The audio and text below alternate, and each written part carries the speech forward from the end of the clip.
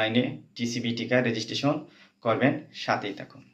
Mobile অথবা laptop থেকে Chrome ব্রাউজারে ক্লিক করতে হবে। ক্রোম ব্রাউজারে ক্লিক করলে পারে লিখব vaccine.epi.gov.bd। সর্বপ্রথমে আমরা দেখতে পাবো সিটিজেন পোর্টাল নামে একটা ওয়েবসাইট। ক্লিক করব।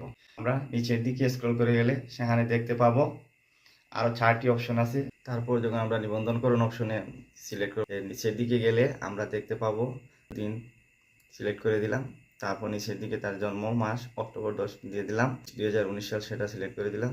আর একটু নিচে দিয়ে গেলে 17 ডিজিটের জন্ম নিবন্ধন সংখ্যা আমরা দেখতে পাবো, সেটি আমরা এখানে দিয়ে দেবো।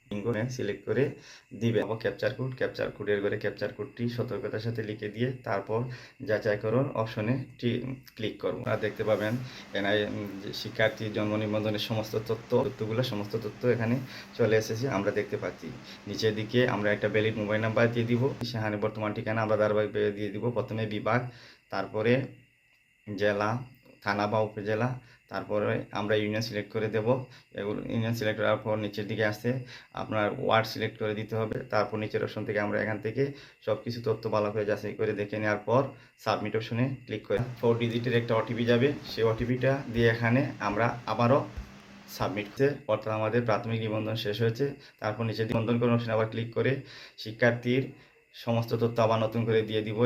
এগুলো আমরা ধাপে ধাপে সিলেক্ট করে দিব এবং নিচের দিকে এসে শিক্ষার্থী যে বিদ্যালয়ে পড়ালেখা করে সেই বিদ্যালয়টা আমরা এখানে সিলেক্ট করে দেব। সমস্ত সব কিছু ফিল আপ হয়ে গেলে ভালোভাবে দেখে তারপর নিচের দিকে এসে আমরা সাবমিট করুন। আমরা এখান থেকে ভ্যাকসিন কার্ড ডাউনলোড করে নেব। দেখুন ভ্যাকসিন কার্ডটি আমি ডাউনলোড করে দেখিয়ে দিচ্ছি। ধন্যবাদ।